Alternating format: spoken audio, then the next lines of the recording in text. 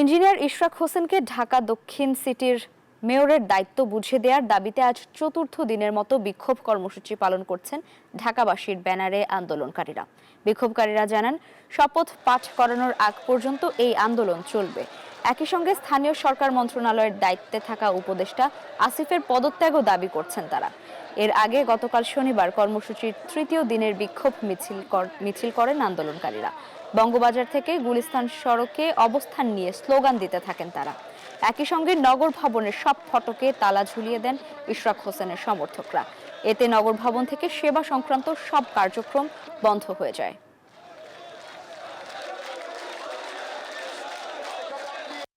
আমরা চাচ্ছি আমাদের ইশরাক ভাইকে যাতে এই ঢাকা দক্ষিণ সিটি কর্পোরেশনের দায়িত্ব বুঝিয়ে দেওয়া হোক এবং শপথ গ্রহণ করা হোক এবং তার মাধ্যমে এই দক্ষিণ সিটি দীর্ঘ প্রসারিত হোক।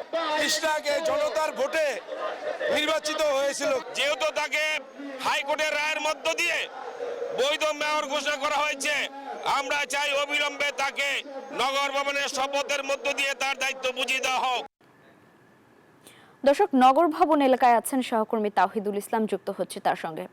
তাওহিদ, নগর ভবনের সামনের এখনকার পরিস্থিতি কেমন দেখছেন আর আন্দোলনরতরা কি বলছেন?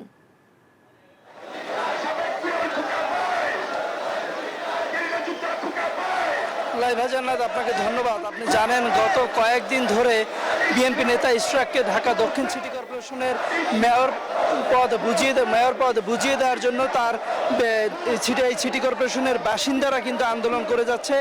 গতকালকে নগর ভবনে তালা ঝুলিয়ে আন্দোলন করছে। আজকে তারা বলছেন যে এই যে মেয়র ইঞ্জিনিয়ার ইশরাককে শপথ বাক্য পাঠ করানোর নিয়ে যে তালবাহানা করছে সরকার, এজন্য তারা যে স্থানীয় সরকার মন্ত্রণালয়ের যে উপদেষ্টা আসিফ মাহমুদ সজীব ভুঁইয়া আছেন তার পদত্যাগ দাবি করছেন এবং তারা বলছেন যে আসলে ইঞ্জিনিয়ার ইশরাককে যতক্ষণ না পর্যন্ত সরকার মেয়রের দায়িত্ব বুঝিয়ে না দিচ্ছেন ততক্ষণ পর্যন্ত কিন্তু তারা এই আন্দোলনটা চালিয়ে যাওয়ার ঘোষণা দিয়েছেন। এবং আন্দোলনে যত বেলা বাড়ছে ততই কিন্তু এখানে বাসিন্দাদের অংশগ্রহণও বাড়ছে। এছাড়া শুধু বাসিন্দারাই না, এখানে কিন্তু সব স্তরের জনগণ আছে বিএনপি নেতাকর্মীরাও কিন্তু এখানে ঢাকার দক্ষিণ মহানগরের বিভিন্ন ইউনিটের নেতাকর্মীরাও কিন্তু এখানে অংশগ্রহণ করছেন।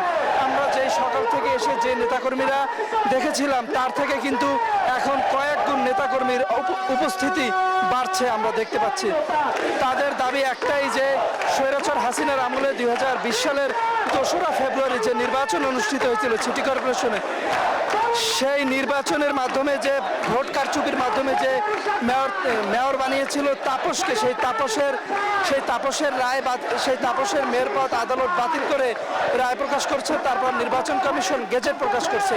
গেজেটের 21তম দিন অতিবাহিত হতে যাচ্ছে, এখনো ইশরাককে শপথ বাক্য পাঠ করেনি। মূলত এটা নিয়েই তাদের এই দীর্ঘ আন্দোলন এবং আন্দোলন চালিয়ে যাওয়ার ঘোষণা।